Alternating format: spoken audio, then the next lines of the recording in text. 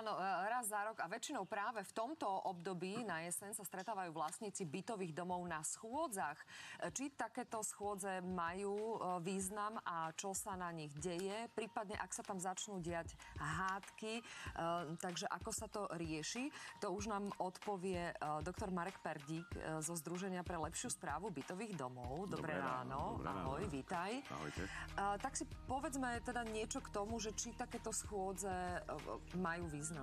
Čo sa vlastne na nich deje? Každá schôdza má význam. Na schôdzi sa má hlasovať. Je rozdiel medzi schôdzou, na ktorej sa má hlasovať, a rozdiel medzi tým, keď sa stretnete niekde pri lavičke, podebatujete a tak ďalej. Čiže vlastníci by mali tvoriť nejakú skupinu, ktorá sa povie si niečo, čo potrebujú urobiť, alebo ide o ich majetok. Chceme upraviť strechu, nový výťah, nové lavičky, nové schody, namazať zábradlie a tak ďalej.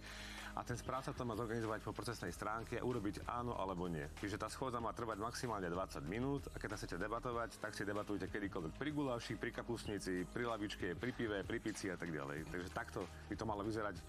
Rozdiel medzi debatou a rozdiel medzi schôdzou.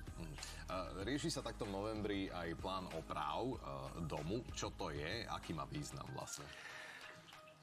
Vychádza to z také histórie, že plán oprav by mala byť taká informačná vec pre z tých vlastníkov toho správcu. Vy potrebujete urobiť strechu, lebo je zlá. Potrebujete urobiť výťah, lebo je zlý. Potrebujete upraviť toto, tamto.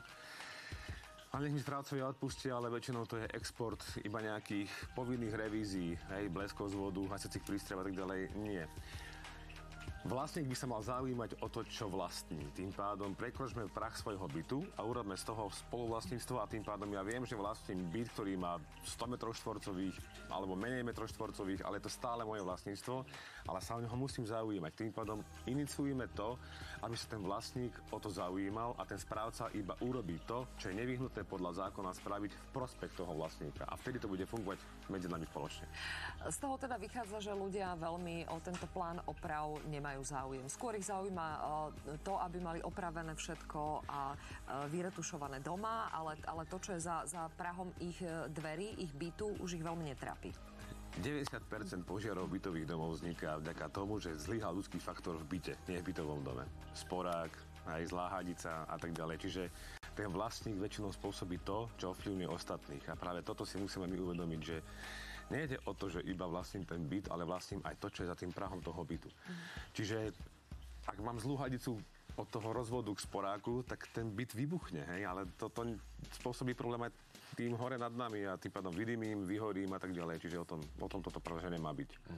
Bavíme sa o tých bytových schôdzach a niekedy si človek povie, že na čo tam pôjdem, ja mám kopec iných teraz starostí a povinností, čo tam budem ja strácať čas. Povedzme si, že aký má význam ale taká schôdza. Schôdza má význam preto, lebo hlasujete o svojom majetku. O tom, aký bude ten bleskozvod, aký bude ten výťah, aký bude ten rozvod plynu, elektroinštalácia a tak ďalej. Čiže ten význam to má. Môžete to urobiť kedykoľvek počas roka, to nemusí byť v novembri. Ten plán oprav nie je iba o povinných revíziách. Ide o to, že skôr ten ľudský faktor má naozaj, alebo ten ľudský zmysel má oveľa väčší význam ako to, že to je povinné zo zákona. Zákon není podstatný. Podstatné je to, čo chce človek v tom bytovom dome. A tým pádom to dokážete prelomiť a urobiť si z toho majetku niečo viac ako iba to, že ho vlastníte. Potrebujete ho užívať, nie iba vlastniť. A tá schôdza, na ktorej budete hlasovať, tak veľmi ideálnym spôsobom je napríklad urobené to, že do konca roka 2024 môžete hlasovať aj cez e-mail. Bolo to počas korony urobené tak, lebo sa ľudia nemohli stretávať. No nemohli, teraz sa necháme bokom, ale do konca budúceho roka môžete hlasovať cez tie e-maily a tým pádom správca by toto mal akceptovať a rešpektovať a urobiť to a využiť to, aby to bolo fajn. To znamená, že ak takéto niečo máme, alebo máme tu možnosť hlasovať online, tak nemusíme ísť na schôdzu. Zlata. To je typický Slovák. Nachodí sa, ja som stredoslovák, ja som milý človek. Nachodí sa naozaj hlasuje.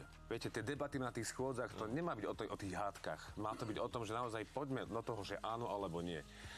Urobme si z toho nejaký výsledok, nejakú otázku, ale tá otázka má byť predtým urobená tak, že debatujeme pri tej lavičke, že či to bude Fero, Ďuro alebo Katka, ale tam si povedzme, či to bude ona alebo on. Dobre, a teraz ako je to, čo sa týka toho hlasovania, že aby sa niečo zmenilo v tom našom bytovom dome, tak musia to odhlasovať všetci? Naozaj úprimne? No, krása. Ja si myslím, že ten, kto sa o ten bytový dom zaujíma, tak tú schôdzu príde. Teraz vám aktuálne bytový zákon hovorí o tom, že potrebujete nejaké kvórum na úver, na satelit, na klímu, áno. Ibaže my to chceme zmeniť. My chceme urobiť to, aby sa naozaj ten vlastník zaujímal o ten bytový dom, že ten, kto príde, ten bude rozhodovať a hotovo, celkom prask. A je to rozumné. Nech má ten záujem, to je všetko. Áno. No tak nezanedbávajme to, nehľadajme výhovorky Nie, a však podobne. ja len hovorím, že je tu možnosť online hlasovania, tak prečo to napríklad nevyužiť? A na to máte 7 dní. Nie, že budete na to písomné hlasovanie 2 hodiny, ale máte 7 dní na to, by ste povedali áno alebo nie. To je všetko. Poriadne ste to premysleli. Tak, Ďakujeme. ide o naše Nehádajte veci. sa na Tak, presne schôdzach zbytočne, radšej sa pohádajte vonku.